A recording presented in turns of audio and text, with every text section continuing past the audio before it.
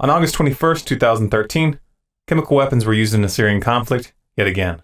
Western powers, the US and France in particular, didn't hesitate for a moment to take advantage of the tragedy, decrying it as a crime against humanity and using it as a springboard to announce their preparations for military strikes against the Syrian government. Make no mistake, this was a crime against humanity, but the gas was not used by the Syrian government. It was used by the NATO-backed rebels. In this video, we're going to show you definitive evidence to support this claim, and we're going to explain the US and NATO's motive for committing such an atrocity. The leaked documents that we're going to be presenting are available for you to download yourself. You'll find a link in the description to that download, and you'll also find links to the mainstream articles we use in our research. Now, in order to really understand this event, we need to look at it in context. The United States has had Syria and Iran in their crosshairs for a long time. The plans for these wars have been in the works for over a decade.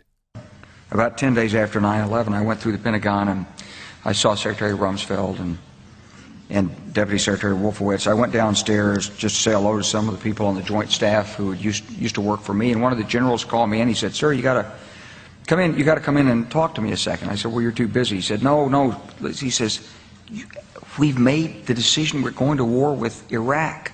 This was on or about the 20th of September. I said, "We're going to war with Iraq. Why?" He said, "I don't know." He said, "I guess they don't know what else to do."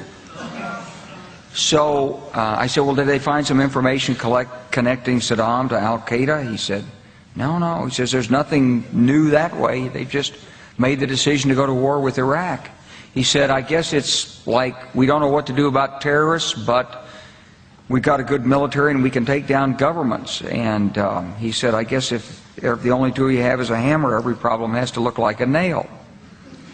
So I came back to see him a few weeks later, and by that time we were bombing in Afghanistan. I said, "Are we still going to war with Iraq?" And he said, "Oh, it's worse than that." He said, he reached over on his desk, he picked up a piece of paper, and he said, I just got this down from upstairs," meaning the Secretary of Defense's office today, and he said, "This is a memo that describes how we're going to take out 7 countries in 5 years, starting with Iraq and then Syria, Lebanon, Libya, Somalia, Sudan, and finishing off Iran." The US government doesn't like to present its wars as empire building.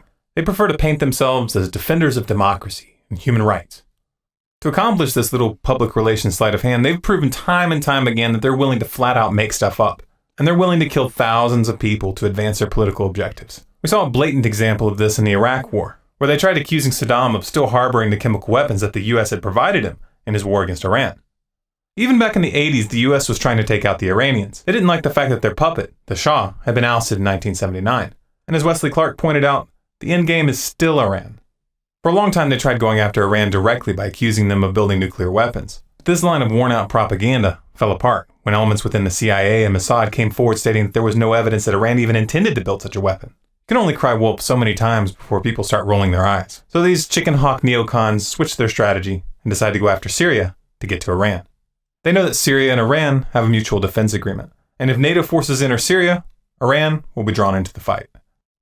Rather than attacking Syria directly, the US and NATO have been running a proxy war by arming and funding the Syrian rebels, also known as the FSA, funneling these resources through their allies in the region. To obscure the source of this support, Qatar has been used to purchase the weapons from countries like Sudan, then route them to Syria via Turkey. Qatar is a close military ally of the US. They provided tank support in the Gulf War of '91, and Qatar served as a U.S. Central Command headquarters during the U.S. invasion of Iraq in 2003. Fast forward to January of 2013 when it was revealed that emails and a large quantity of sensitive documents from Brenham Defense, a UK-based military contractor, were leaked by a hacker. These documents exposed a proposal coming from Qatar to launch false flag chemical weapons attacks in Syria and blame it on the Syrian government. According to the documents, the plan had the full support of Washington, and enormous sums of money had been offered for the project. The person sending these emails was David Goulding, the managing director of Brenham. The addressee was Philip Doughty, dynamic director and founder of Brenham Defense.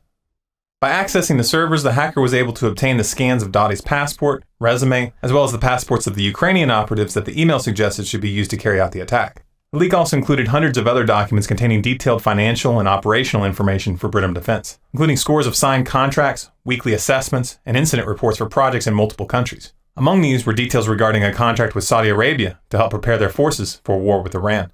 The leaks also depicted a tight business relationship with the infamous war profiteer, Halliburton. The documents acquired by this hacker were not easy to come by. Most of the places where they were uploaded were taken down very quickly without explanation. However, we did manage to get the files, and we've spent quite a bit of time analyzing them. After investing this time, it's very clear to us that they're real. But don't take my word for it. Just take a look in the description for the download link and go verify for yourself. This leak was never mentioned by the mainstream media at all in the United States or Europe. And there was no investigation whatsoever, even though what was being discussed here was clearly plans to commit a war crime. 3 months passed, and on March 19th, sarin gas was used in Syria near Aleppo. Israel and the US promptly blamed the Syrian government for the attacks, even though many of those who were killed were Syrian government soldiers. Obama began talking about the event as a red line that had been crossed, and the warmongers began their saber-rattling in earnest. However, the UN insisted on investigating the issue themselves, and on May 6, 2013, UN investigator Carla Del Ponte went public stating that evidence from their investigation indicated that it was the Syrian rebels who had used the sarin gas, and that there was no indication that the Syrian government had launched any chemical attacks whatsoever. Russia's UN ambassador Vitaly Churkin agreed with Del Ponte after Russian experts visited the location where the projectile struck and took their own samples of the material from the site. Those samples were then analyzed at a Russian laboratory certified by the Organization for the Prohibition of Chemical Weapons. According to the lab results, they found that the presence of hexogen, utilized as an opening charge, and which is not used in standard chemical munitions, pointed to the attack being launched by the rebels. Rather than cover this development, the mainstream media did what they always do when they don't want the public to look at something. They simply changed the subject. Now, of course, the fact that the US-backed rebels had attempted to frame the Syrian government in order to build support for a NATO invasion would be bad enough. They were trying to start a war of aggression. But let's remember that sarin gas was in fact used. This means that the US and its allies were willing to commit a blatant war crime, killing scores of civilians in order to justify toppling Assad. Nor did the US withdraw their support after this event. In fact, they increased it. In July, the US began openly discussing, quote, kinetic strikes against Syria, as if their lies hadn't been exposed. This, of course, brings us to the attack on August 21st, 2013, where they attempted once again to frame the Syrian government for the use of sarin gas, and once again, they got caught. The first wave of media coverage tried to pin the attack on the Syrian government, and the US and France instantly came out condemning Assad. By August 24th, the Pentagon had already announced plans for missile strikes. But even as they did, their story was already falling apart. The Syrian army came forward that same day with footage to back up their report that they had uncovered a massive chemical weapons cache in rebel tunnels in the Damascus suburb of Jobar. This is the exact neighborhood where the chemical attack took place. The Syrian government's version of events is backed up by several key bits of evidence. 1. On May 31st, 2013, security forces in Turkey found a 2-kilogram cylinder filled with sarin gas after searching the homes of Syrian militants. 2. On July 7th, the Syrian army went public about a chemical lab that they had found belonging to the rebels in the city of Banias. And 3. We already have these documents clearly showing that the US was backing a plan to frame the Syrian government with chemical weapons. All of this clearly shows that the rebels had the means and the intent. However, the most obvious variable in this equation is motive.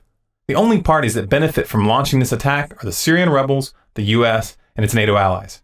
The Syrian government knows full well that the US and NATO have been looking for any excuse to invade. The last thing that they want to do is hand them that excuse. The rebels, on the other hand, have already been caught committing brutal atrocities, and they've already been caught creating fake video of civilian casualties. The clip you're watching right now is one of the most famous examples. This chemical attack, launched on August 21st, fits with their previous pattern. The rebels further exposed their hand when 2 days after the attack they released a video statement vowing to strike back with any and all means. They claimed to have access to chemical weapons, and they stated that they now intended to use them in the conflict with zero reservations from this point forward. Essentially, they're using their own crime as a pretext to openly start using chemical weapons in combat. The stakes in this cover-up are high. Russia and China have both openly sided with Syria and Iran, and Russia has warned that thermonuclear war could result if the US continues down this path. That's an outcome that's too horrific to even contemplate. However, even if that worst-case scenario is averted, this is still a matter of life and death for the Syrian and Iranian people. If the US invades, a lot of civilians are going to die. Their situation is not going to be improved by the US attacking, any more than it was in Iraq or any of the other countries that we've toppled. We have to do everything in our power to stop this. Please help us get this information out to everyone, especially those in the military. Share this to Facebook, to Twitter, post it on your website. Download those documents, put them on disk with this video, and hand them out on the streets. If you're in the military and you find this video, please send it to your commanding officer and to everyone that you trust in your unit. If you're afraid of being punished, then find a way to send it anonymously. Hundreds of people were killed in these attacks, many of them children, and the US government was behind it. If you're a parent, imagine what it would feel like if it were your son or your daughter who had been slaughtered to forward the political objectives of these psychopaths. Think about it long and hard, because these things have a way of coming home to roost. For more videos like this, subscribe to Storm Clouds Gathering on YouTube. For updates, bonus content, and to influence future videos, follow us on Facebook at facebook.com/stormcloudsgathering. Our Twitter handle is Collapse Updates, and our website is stormcloudsgathering.com.